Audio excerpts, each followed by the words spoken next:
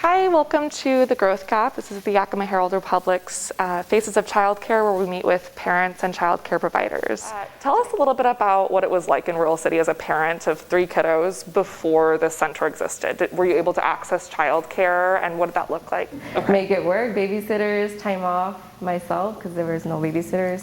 Such a small community, there's not that much resources for daycare, or preschool, or a setting for them to be educated at the same time. Right, so for you it's kind of a struggle as a working parent, plus you're not getting that learning opportunity for your son.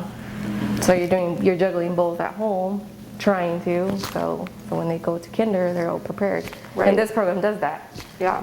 That's what's awesome. I mean, my kid right now, he knows all his letters, numbers from 1 to 25, colors and shapes.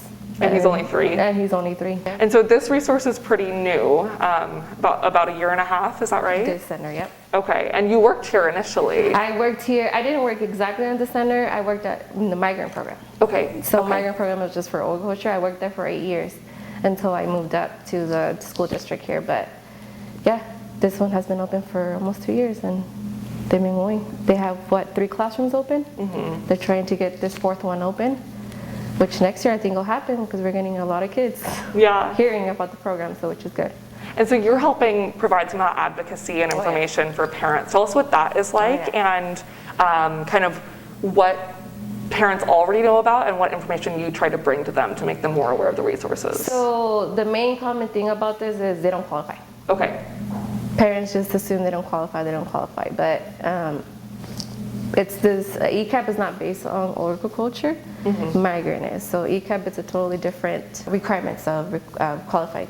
So that's the first main concern parents have. But once you tell them no, just go ahead and talk to the girls, they'll manage to get qualifications in, whatever you need, and then that's it. And then you break down what the learning experience is for them here. So, because the teachers here, I believe half of them have their AA. So it's more than a high school education they have here.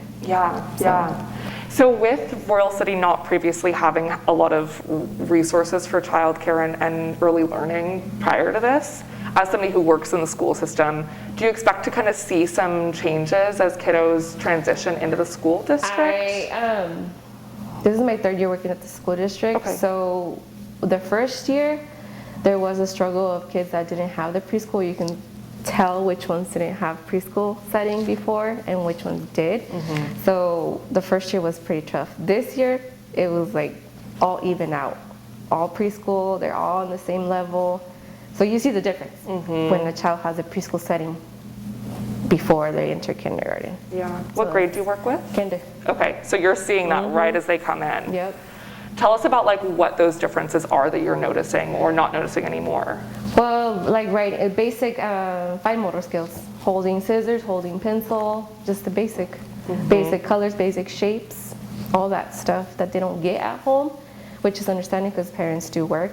Right here, I mean, it's just agriculture, so a lot of parents do work in agriculture here, and it's 7 days a week, full days. They don't really have time to teach their children the basic of fine motor, gross motor. That must be really cool to see that growth. It is. And how does that help you as a parapro in kindergarten to have these kids coming in already having those skills? It just makes it easier for us to teach on a different level, making them grow more instead of teaching them the basic right then. They already know the basic, we move on.